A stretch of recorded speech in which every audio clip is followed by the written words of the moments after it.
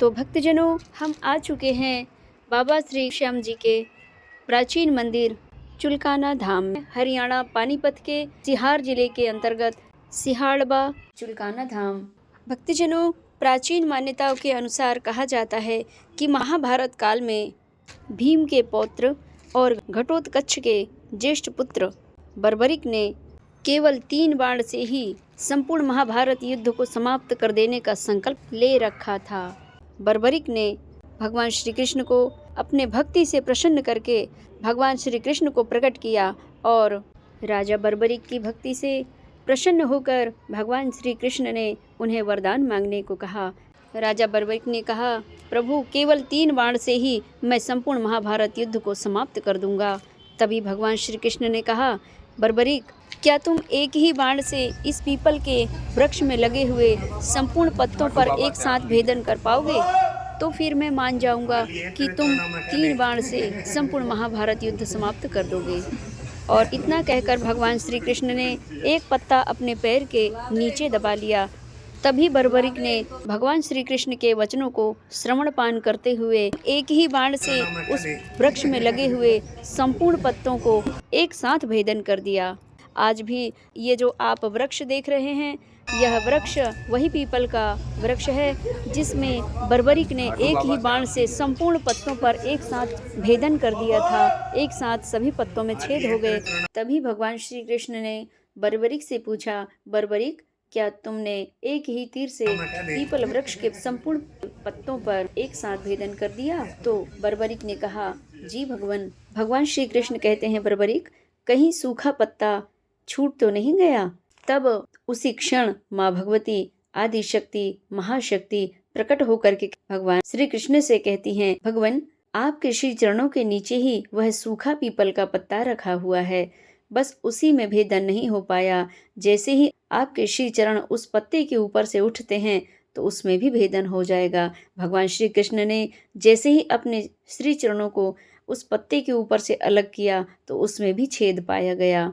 तो भक्तजनों, यही है इष्ट भक्त की भक्ति का प्रभाव। इष्ट अपने भक्त के करीब प्रतिपल रहते हैं। तो ये है भगवत भक्ति की शक्ति की महिमा। तो आज भी यह प्रत्यक्ष प्रमाण है कि इसी पेड़ में जितने भी पत्ते आते हैं, जब नए भी पत्ते आते हैं, उनमें भी छेद होता है। तभी भगवान श्री कृष्ण ने बर्बरिक से कहा, तुम किसकी ओर से लड़ोगे? तभी बर्बरिक ने कहा, जो हारेगा मैं उसकी ओर से ही लड़ूंगा और हारे का सहारा मैं बनूंगा।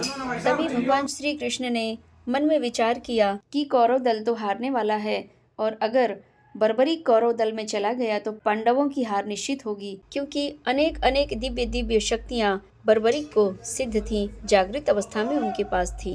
बर्बरिक को आशीर्वाद भी था, माँ का वरदान भी था, तुम हारने वालों का सदैव साथ देना और हारे का सहारा बनना, उन हारने वालों को विजयश्री प्राप्त हो। इसीलिए तभी भगवान श्री कृष्ण ने मन में विचार किया और बर्बरिक से वरदान मांगने को कहा।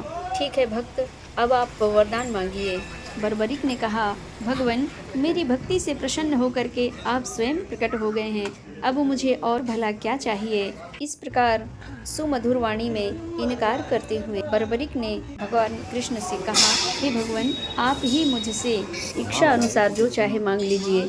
तो भगवान श्री कृष्ण ने महान इष्ट भक्त ने बर्बरिक का शीश ही मांग लिया और परम दयालु परम कृपालु भक्त बर्बरिक ने अपने परम इष्ट को भगवान श्री कृष्ण को अपना शीश भेंट कर दिया, शीश दान कर दिया।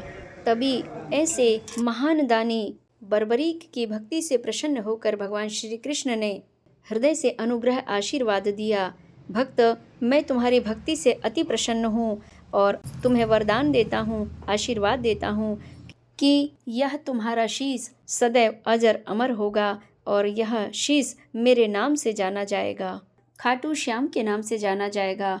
और जो भक्त तुम्हें सच्चे हृदय से भजेगा, उस भक्त के जीवन में मेरी 2 गुनी कृपा प्राप्त होगी।